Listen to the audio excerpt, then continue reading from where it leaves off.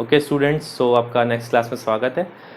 आप देख सकते हैं यहाँ पर हम संख्या पद्धति पढ़ रहे हैं फिर से, और आज हमारा टॉपिक है संख्या रेखा। हमने पिछली बार पढ़े थे परिमेय संख्याएं, अब हम पढ़ेंगे अपरिमेय संख्याओं की कुछ बातें। परिमेय संख्याएं वो होती हैं जो बटे में होती है, ठीक है, और अपरिमेय संख्याएं होती है जो रूट में होती है, सीधी सी बात। तो रूट वाली संख्याओं को हमें किस पे दिखाना है? संख्या रेखा पर। तो सबसे पहले सवाल आता है रूट 2 को संख्या रेखा पर दर्शाइए या फिर निरूपित कीजिए। तो निरूपण करने का मतलब भी क्या होता है? उसे संख्या रेखा पर दर्शाना। तो उससे पहले आपको स्केल के लिए समझना होगा। स्केल में हमारे दो हिस्से होते हैं। एक साइड सेंटीमीटर होता है, 0 से स्टार्ट होता है, 1 2, ठीक है, और नीचे होता है इंच। वहां पे कई स्केल्स में लिखा रहता है, कई स्केल्स में नहीं लिखा रहता, तो मैं बता देता हूं। यहां से चालू होता है 1 इंच और 2 सेंटीमीटर के जस्ट बाद खत्म होता है, ठीक है। तो पूरा का पूरा क्या होता है? 1 इंच। तो आपको यहाँ पर 1 इंच पता होना चाहिए, क्योंकि इंच पे ही काम करेंगे ऊपर, ठीक है। तो हमें क्या करना है? सबसे पहले अंडर रूट 2 को संख्या रेखा पर बनाना है। तो अंडर रूट 2 के लिए याद रखिए, अंडर रूट 2 और अंडर रूट 3 ये दोनों कैसे नंबर हैं? अपरिमेय। और इन दोनों को बनाने का तरीका भी एक ही होता है। अंडर रूट 4 की बात करें अगर अपन, तो अंडर रूट 4 का जो मान होता है वो होता है 2, जो कि एक परिमेय संख्या, ये अपरिमेय संख्या नहीं है। तो अपन under root 2, under root 3, under root 5, 6, 7 इनको दिखाते हैं संख्या रेखा पर। तो बात करते हैं अंडर रूट 2 की, ठीक है। तो आप क्या करेंगे? मैं यहाँ पर बोर्ड पे कर रहा हूँ, इसलिए मैं इसको 1 इंच इसको मान रहा हूँ, इतने बड़े को, ठीक है। पूरे स्केल को ही ले लिया मैंने। तो यहाँ पर सबसे पहले आपको 1 इंच का आधार बनाना है। इसको नाम देना है OA, ठीक है। इसे बोलते हैं आधार। और 1 इंच का ही आपको लंब बनाना, हाइट बनानी है, 1 इंच की बनानी है भी। सॉरी, थोड़ा सा टेढ़ा हो गया। 1 इंच की बनानी है, 1 इंच से ना ज़्यादा ना कम, ठीक है। तो 1 इंच ऐसे बनाया आपने, 1 इंच ऐसे बनाया आपने। अब क्या करना है? इसको जोड़ देना है। तो एक त्रिभुज बन गया OAB। जो ऑरेंज वाली लाइन है ना, ये आपकी कितनी है? Under root 2। तो आपका आधा काम तो हो गया। अब आपको क्या करना है? यहां पर प्रकार और पेंसिल यूज करना है। प्रकार की नोक, मान लीजिए मेरी उंगली प्रकार की नोक है और ये आपकी पेंसिल है। प्रकार की नोक को ओ पे रखिए, यहां पे पेंसिल रखिए और इसको ऐसे बना दीजिए, इसे चाप काट दीजिए, और जहां पे चाप कटता है उसको नाम दे दीजिए B डैश। सो O से लेकर B डैश तक की दूरी कितनी हो जाएगी? Under root 2। ध्यान से देखिए, ये जो दूरी है ना, ये होती है अंडर रूट 2। तो इस प्रकार हम संख्या रेखा पर निरूपित करते हैं अंडर रूट 2 को, ठीक है। मैं फिर से रिपीट कर देता हूं, 1 इंच आधार, 1 इंच लंब, और ये आपका कर्ण हो जाएगा, ठीक है। अब बात करते हैं हम उदाहरण नंबर 4 की। इसमें अंडर रूट 2 की जगह क्या है? अंडर रूट 3 को संख्या रेखा पर निरूपित कीजिए। तो बेटा मैं आपको बताना चाहूंगा, अंडर रूट 3 के लिए आपको क्या करना पड़ेगा? अंडर रूट 2 फिर से बनाना पड़ेगा। ये जो बनाया ना मैंने, ये फिर से बनाना पड़ेगा, ऐसा का ऐसा बनाना पड़ेगा। बस ध्यान ये रखें कि यहां पर ये चीज नहीं लिखेंगे। अब बोलोगे सर ये तो आपने अंडर रूट 2 बनाया, अंडर रूट 3 कैसे होगा? 2 के बाद क्या आता है? 3 आता है ना। तो अब क्या करोगे? जहां पे 2 खत्म हो रहा है वहां से फिर से 1 इंच का लंब बना दीजिए। याद रखना 1 इंच का ही बनेगा लंब हमेशा। लंब कभी भी 1 इंच से ज्यादा या कम नहीं होगा। जहां पे अंडर रूट 2 खत्म होता है वहां पे 1 इंच का लंब बनाया, इस रेखा को जोड़ा, तो ये कितना हो गया? C अंडर रूट 3, ठीक है। तो अब इसको O से लेकर C को नीचे रख दीजिए, ऐसा का ऐसा। इसका नाम हो जाएगा C dash. OC dash is equal to under root 3। तो बेटा ऐसी बात है, जब अंडर रूट 2 बना रहे होंगे तो एक त्रिभुज बनेगा, जब अंडर रूट 3 बना रहे होंगे तो 2 त्रिभुज बनेंगे। 2 त्रिभुज कैसे बनेंगे? एक तो अंडर रूट 2 वाला बनेगा बनेगा, उसके बिना अंडर रूट 3 बन ही नहीं सकता। तो यही बात है। आपको आधार कितना लेना है? 1 सेंटीमीटर, और हाइट कितनी लेनी है? जो लंब लेना है वो कितना लेना है? वो सॉरी 1 इंच लेना है, और लंब भी आपको 1 इंच लेना है। तो ये बात ही अंडर रूट 2 और अंडर रूट 3 की। अब चलते हैं हम प्रश्नमाला 1.2 पे। प्रश्नमाला 1.2, इसमें आपका जो तीसरा सवाल है, देख लेता हूं, चेक कर लेता हूं कौन सा सवाल है आपका। यहां पर आपका है, हाँ, तीसरा सवाल। अंडर रूट 5 को दिखाना है आपको संख्या रेखा पर।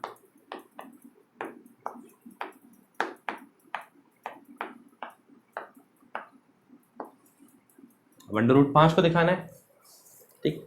तो इसके लिए वही करेंगे, सबसे पहले मैं स्केल से लाइन खींचता हूँ। सॉरी मैं अभी सामने आ गया, लेकिन आना जरूरी है।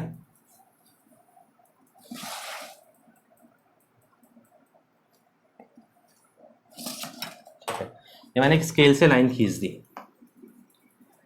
तो आप याद रखना, √2 और √3 के लिए 1 इंच का इस्तेमाल किया था मैंने, 1 इंच। √5, 6, 7 के लिए कितने इंच का इस्तेमाल करेंगे? 2 इंच का।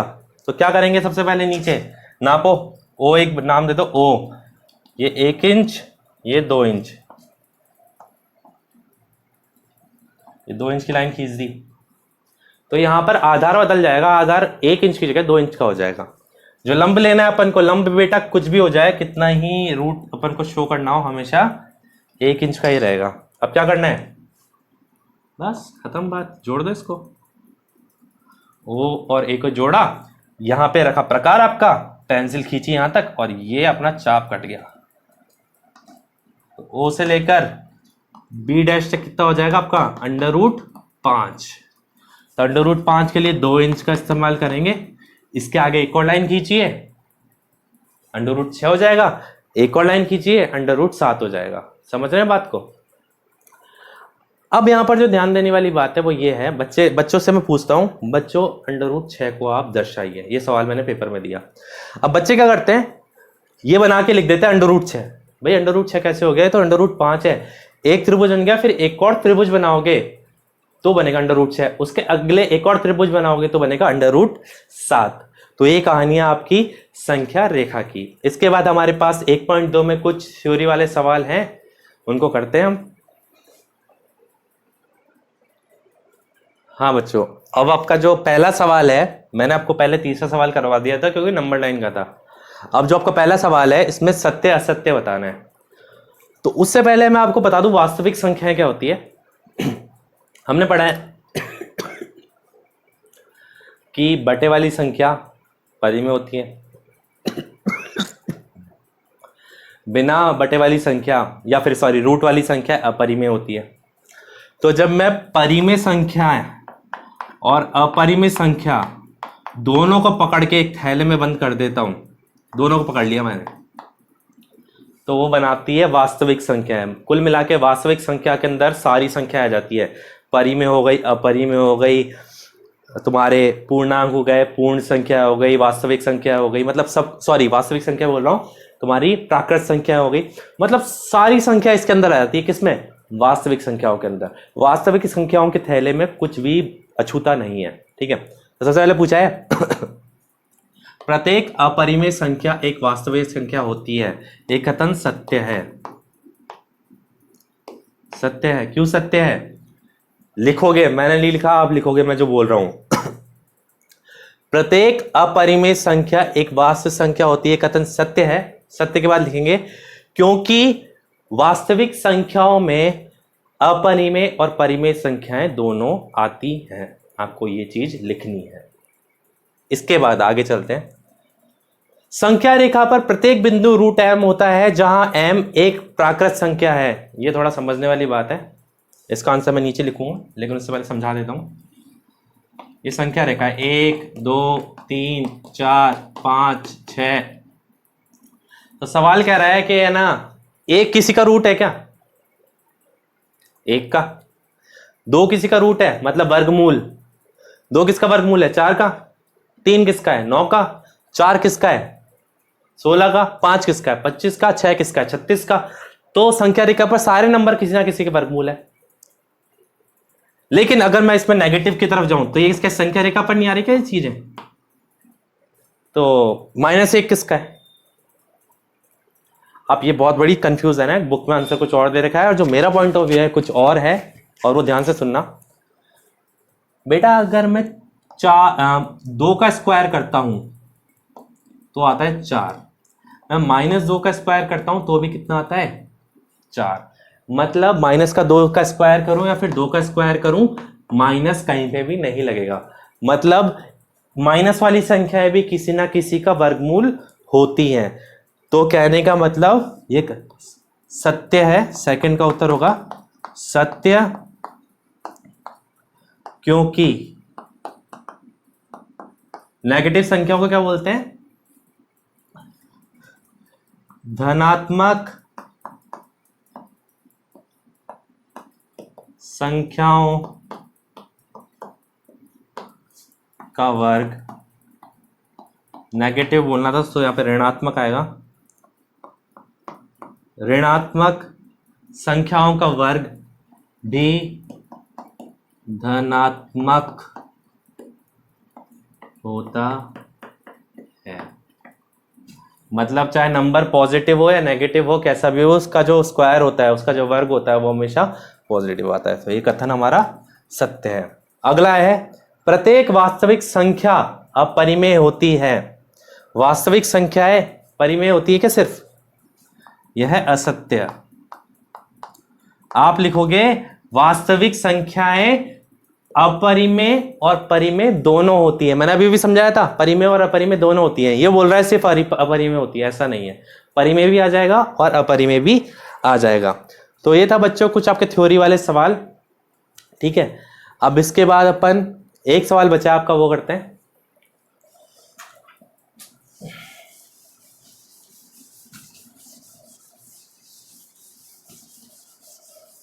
मैं फिर से ये बात समझा रहा हूँ कि थ्योरी वाले जो क्वेश्चन है उन पे इतना ज़्यादा ध्यान देने की जरूरत नहीं है, क्योंकि जितना ज़्यादा उन पे मतलब दिमाग लगाओगे या फिर दिमाग खराब करोगे, तुम्हारे जो नंबर वाले क्वेश्चन वो चले जाएंगे। जैसे कि आपके संख्या रेखा वाला सवाल है, आज के लिए वो ज़्यादा इंपॉर्टेंट है बजाय कि इसके। तो मैं अगला सवाल लिखता हूँ। हाँ, अगला सवाल है, क्या सारे धनात्मक पूर्णांकों के वर्गमूल अपरिमेय होते हैं? अब बच्चे सोचते हैं क्या धनात्मक, क्या पूर्णांक, क्या लिख दिया ये। तो वो सीधा सीधा पूछ रहा है क्या जितने भी नंबर होते हैं उनको जब अपन वर्गमूल करते हैं, उनका अंडर रूट लेते हैं, तो अपरिमेय संख्या आती है, परिमेय संख्या आती है। मैंने आपको बता रखा है, √2 अपरिमेय, √3 अपरिमेय, ये सारी अपरिमेय होती है, रूट वाली सारी। लेकिन कुछ नंबर्स होते हैं, जैसे √4 हो गया, √4 को हल करो कितना आ रहा है? 2 आ रहा है। तो ये कैसी संख्या होती है? परिमेय संख्या होती है। तो आपको ये बोलना है 4 हो गया, 9 हो गया, इनके क्या होता है? इनका जब अंडर रूट करते हैं, जब वर्गमूल लेते हैं, तो अपरिमेय नहीं होता, कैसा होता है? परिमेय। तो आप इसका उत्तर लिखोगे नहीं। इन शब्दों को कहते हैं अपन जो 4, 9, 16 जो किसी के वर्ग होते हैं ना, इन्हें हम कहेंगे पूर्ण वर्गों का वर्गमूल परिमेय होता है। और आप उदाहरण भी दे देंगे। उदाहरण जैसे √4 का होता है 2, √9 का होता है 3, √16 का होता है 4। तो यह है आपका उत्तर। ठीक है, ये सवाल सिर्फ आपको परिमेय अपरिमेय के बीच का भेद समझाने के लिए, इसमें ज़्यादा कुछ नहीं है। ठीक है, अब आगे चलने से पहले मैं आपको एक चीज़ बताता हूँ। आगे एक सवाल है वो अपन करेंगे, लेकिन उससे पहले मैं आपको एक चीज़ बता दूँ। हमारे पास कोई संख्या है, मान लीजिए 2/5 है, सॉरी 5/2 लिखते हैं, 5/2। ये होने को कैसी संख्या है? परिमेय संख्या है, क्योंकि बटे में है। ठीक है, इसे बोलते हैं भिन्न। जब मैं बार बार ये वर्ड यूज कर रहा हूं ना, बटे में, बटे में, बटा नहीं बोलते, भिन्न बोलते हैं इसको। जब एक नंबर ऊपर एक नंबर नीचे, तो इसे बोलते हैं भिन्न। इसको मैं 2.5 भी लिख सकता हूं, हल करने के बाद भाग दे दो, तो इसे बोलते हैं दशमलव। मतलब एक संख्या को हम भिन्न के रूप में भी दर्शा सकते हैं और दशमलव के रूप में भी दर्शा सकते हैं। तो एक इसके 2 रूप होते हैं, तो इससे इसमें भी बदल सकते हैं और इसमें इससे भी बदल सकते हैं। और ये दोनों की दोनों परिमेय संख्याएं हैं। ठीक है, उसमें कोई दिक्कत नहीं है, बस इनके रूप अलग अलग हैं। ठीक है, तो ये दोनों रूप अब आपको यही पढ़ने हैं। ठीक है, तो आपका उदाहरण नंबर 5 है।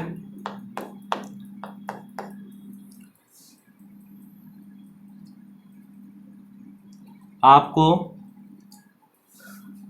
10/3, 7/8 और 1/7 का दशमलव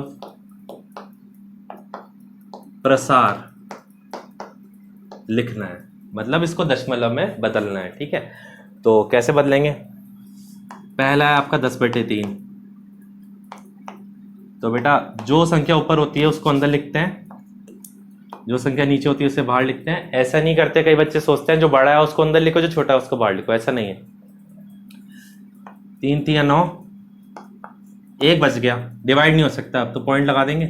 0, फिर से 3 बार, 1, फिर से 3 बार, क्योंकि एक बार पॉइंट लग गया तो एक बार पॉइंट लगाने का तो जितनी बार भी 0 लगाओगे चलेगा। सॉरी, यहाँ पर 9 आएगा। 3 3 9, 1, तो ऐसे चलता रहेगा। तो 10/3 का जो मान है वो आएगा 3.333 और ये चलता रहेगा आगे तक। या फिर मैं इसे लिख सकता हूं 3.3 बार। 3.3 बार क्यों लिखा? क्योंकि रिपीट क्या हो रहा है, 3 रिपीट हो रहा है ना, तो उसके ऊपर क्या लगा दूंगा, बार। और इस दशमलव प्रसार को अपन कहेंगे, क्या ये पॉइंट के बाद खत्म हो रहा है? पॉइंट के बाद खत्म नहीं हो रहा है, चलता जा रहा है। तो इसे बोलते हैं अशांत। और रिपीट हो रहा है कि ये बार बार रिपीट हो रहा है, तो अशांत आवृत्ति। तो ये चीज आपको ध्यान रखनी है, जो दशमलव पॉइंट के बाद खत्म नहीं होते ना, वो हमेशा रिपीट होता है, चाहे कुछ भी कर लो। ठीक है, तो उन्हें बोलते हैं अशांत आवृत्ति, जो खत्म नहीं हो रहे, मतलब अशांत आवृत्ति। आगे चलते हैं, अब बात करते हैं 7/8 की। तो 7 अंदर लिखेंगे क्योंकि ऊपर है, 8 बाहर लिखेंगे। पॉइंट लगा दिया, 0 आ गया 70, 8 8 जा 64, 64 आ गया। उसके बाद 6 बच गया, फिर 0 लगा दिया। 7 और 56, 4, 8 पंजे 40। तो आपको पता है ये क्या हो गया, खत्म हो गया। तो अपन लिखेंगे 7/8 बराबर 0.875, क्योंकि खत्म हो गया। तो कैसा दशमलव है ये, शांत। बस आपको ये दो ही चीजें ध्यान रखनी है, शांत और अशांत। या तो खत्म होगा, खत्म हो गया तो शांत हो गया, अगर नहीं खत्म हुआ तो अशांत। अशांत होता है वैसे, शांत शांत नहीं। और आवृत्ति लगाना जरूरी है। क्यों लगाना जरूरी है, बाकी सवाल में अपन समझेंगे। लास्ट वाला है आपके 1/7। तो बेटा ये लो, अपने लाइन खींची, और 1 छोटा है तो 1 ऊपर लिख दिया, 7 बड़ा है तो 7 बाहर लिख दिया। पॉइंट लगाया, 10 आ गया। 7 एकम 7, माइनस किया, कितना आया 3, 0 लगा दिया क्योंकि पॉइंट लग रहा है यहां पर। 7 चौक 28, 2, 7 दूनी 14, 6, 8 बार 56, फिर 4, 7 पंजे 35, फिर 5, 7 सत्ते 49, फिर से 1 आ गया। तो बेटा अपन ने 10 से शुरुआत करी थी, वापस से 10 आ गया। तो कुल मिला के वापस से 1 4 2 8 7 5 ही आने वाला है। तो अपन लिखेंगे 1/7 बराबर 0.142857। इसके बाद रिपीट हो रहा है तो यहां पर एक बार लगा देंगे। और ये भी कैसा होगा, खत्म नहीं हो रहा तो अशांत, और रिपीट हो रहा है इसलिए आवृत्ति। तो बच्चों ऐसी बात है, जब भी हम बटे वाली संख्या को, किसी भिन्न को हल करते हैं, या तो नंबर खत्म हो जाएगा, अगर खत्म नहीं होता तो रिपीट होगा, कंफर्म है ये। ऐसा नंबर कोई सा नहीं होता जो खत्म भी नहीं हो रहा, रिपीट भी नहीं हो रहा। परिमेय संख्या की बात कर रहा हूं मैं, अपरिमेय की नहीं कर रहा। तो दो ही चीजें बतानी है तुम्हें, या तो शांत होगा या फिर अशांत होगा। बच्चे इस वाले सवाल में क्या करते हैं, खत्म नहीं हो रहा होता तो इसको लिख देते हैं अशांत और अनावृत्ति। ऐसा नहीं होता, ये खत्म हो रहा है और रिपीट, खत्म नहीं हो रहा और रिपीट भी हो रहा है। तुम्हें थोड़ा सब्र रखना पड़ेगा, आगे तक करके देखना पड़ेगा। ठीक है, तो हमने क्या सीख लिया, भिन्न वाले रूप से p/q वाले रूप से दशमलव रूप में बदलना सीख लिया। कैसे बदलते हैं, सीधे सीधे भाग दे दो। ठीक है, अगर अगली क्लास में अपन सीखेंगे किस प्रकार हम दशमलव प्रसार से वापस इस रूप में बदलते हैं। ठीक है, और ये सवाल भी आता है, ये सवाल आता है आपके 1 नंबर में। कौन सा सवाल, p/q से दशमलव में बदलने का आता है 1 नंबर में, और दशमलव से p/q में बदलोगे तो 2 से 3 नंबर में आता है सवाल, जो कि हम अगली क्लास में पढ़ेंगे। आज की क्लास के लिए इतना ही है। और मैं बताना चाहूंगा होमवर्क में वही है, अगर होमवर्क में कुछ ऑडियो रिकॉर्ड करके भेजता हूँ होमवर्क वीडियो के साथ तो वो करना है, नहीं तो आज जितने सवाल कराए हैं वो सारे के सारे आपको कॉपी में रिपीट करने हैं। और संख्या रेखा का खासकर ध्यान रखना है, पेंसिल से बनेगी और बहुत सुंदर उससे बनेगी। धन्यवाद।